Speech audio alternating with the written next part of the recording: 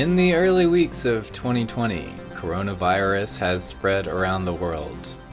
As the death toll from the respiratory virus has surpassed 2,500 victims, numerous regions and cities have restricted travel, discouraged public gatherings, or put lockdowns in place.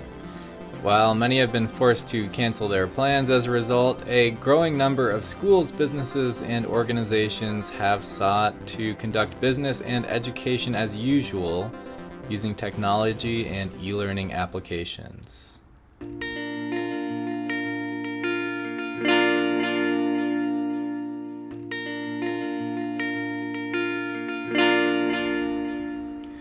Hi, my name is Henry Kronk. For eLearning Inside, this is Ed Technically, our weekly podcast and YouTube series.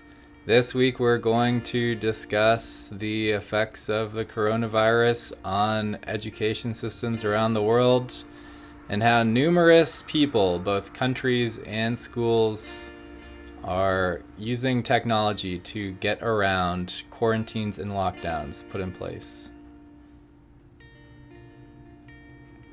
So, school closings are currently affecting millions around the world and forcing people to come up with creative solutions. Armani recently announced it would live stream a runway event from behind closed doors during Fashion Week.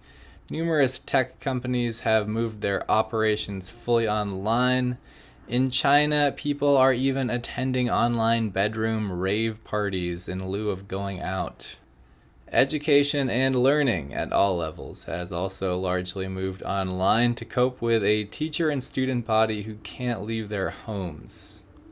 So, for some background on the coronavirus, the Chinese government first contacted the World Health Organization on December 31st of last year, saying that a growing number of people in the coastal city of Wuhan were falling ill with an unknown respiratory illness. Each of the early patients in some way had had contact with the city's fish and meat markets. Within a week, experts had ruled out severe acute respiratory syndrome, otherwise known as SARS, which had broken out in China in 2002 and 2003. A few days later, it was identified as a coronavirus, or a family of viruses that commonly spread among mammals and, according to the Center for Disease Control, originates from bats. The virus infecting humans was officially named Coronavirus Disease 2019 and is sometimes abbreviated as COVID-19. In Wuhan, cases soon began spreading from human to human contact. Symptoms include mild to severe coughing, shortness of breath, and fever. For some, it can be fatal. In the following weeks after the discovery of the coronavirus, the number of reported cases and fatalities began rising and spreading around the world. As of February 24th, there have been over 77,000 cases reported. Among these, there have been 2,592 deaths. The vast majority of these have occurred in China, but neighboring countries have also been hit. South Korea has so far confirmed 833 cases and 7 deaths. Recently, the virus has surged in Iran and Italy. As a result, numerous lockdowns have been put in place, and many public places and institutions, including schools, have been closed. China alone has locked down over 45 million people. School closures have affected students in China, Hong Kong, Taiwan, Vietnam, Laos, South Korea, Japan, Italy, Iran, Mongolia, and many other places. Still, that doesn't necessarily mean that classes are canceled. Instead, many have moved online. This week, China launched a massive national online learning platform for the country's secondary school students that has essentially come together in just the past few weeks. It already has 169 lessons covering 12 subjects loaded onto it.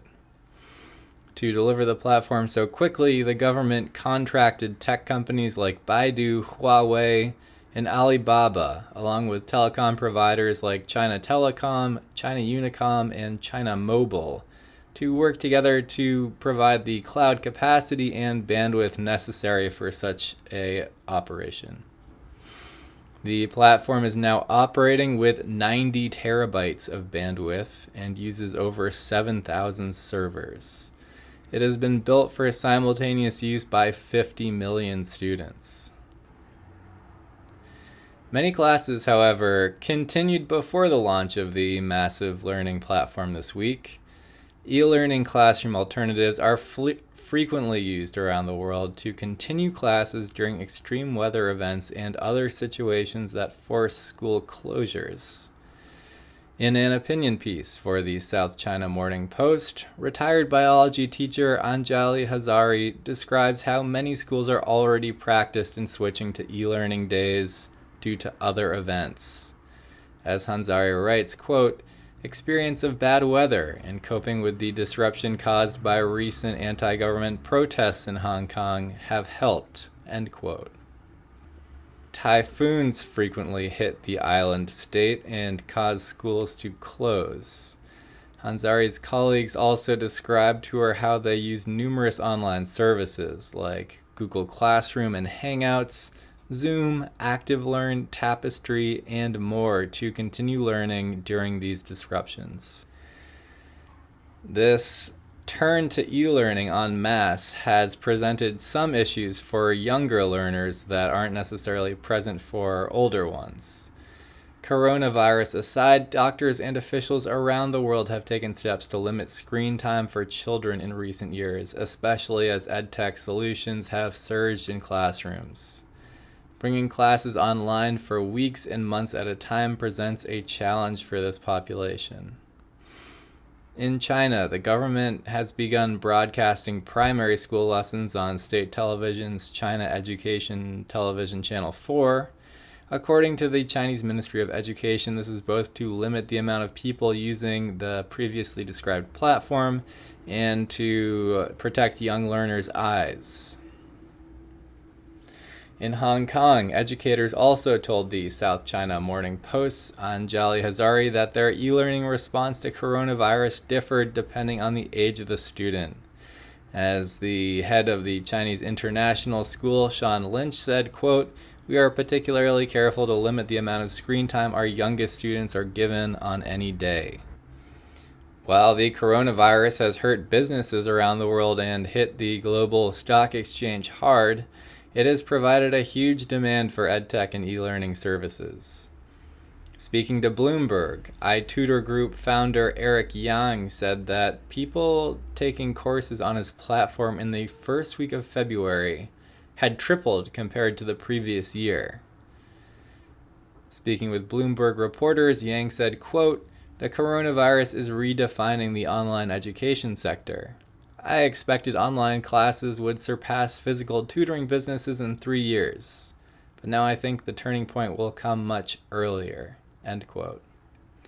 On Monday, stock markets in the US, the UK, and Japan were all down significantly, but numerous Chinese e-learning stocks have increased sharply since the outbreak. For example, TAL Education common shares hit an all-time high on February 21st, both New Oriental Education and Technology Group and Tencent, the latter of which worked on China's national e-learning platform and maintains an education brand, also hit a one-year high last week.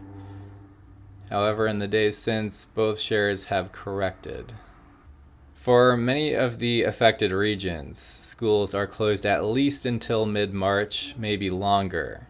Many are wondering just how long the coronavirus outbreak is going to last. It appears that at least in China, the response has slowly brought coronavirus under control.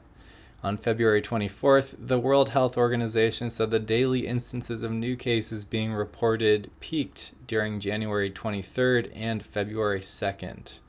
Ever since, there's been a steady decline. Speaking to the New York Times, WHO officials said that China's quarantine measures have been working. In the words of Dr. Bruce Aylward, an epidemiologist who led the team surveying the virus outbreak in China for the WHO, quote, China has taken one of the most ancient strategies for infectious disease control and rolled out probably the most ambitious, and I would say agile and aggressive disease contagion efforts in history, End quote. But while it appears that the danger is declining at the site of the outbreak, coronavirus cases have continued to break out in other countries. School closures will likely be a part of the response plan in each region, and it's possible that schools around the world will need to employ e-learning to keep learners on track for some time to come.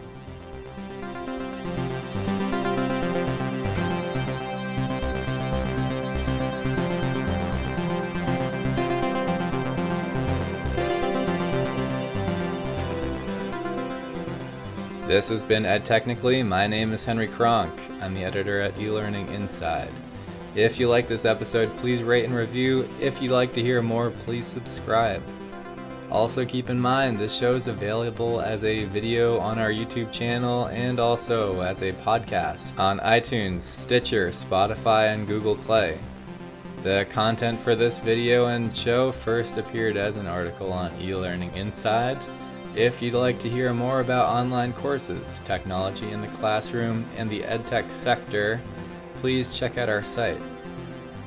If you'd like to get in touch with me, please send an email to henry@elearninginside.com. You can also follow us on Twitter @eLearninginside. Thanks for listening.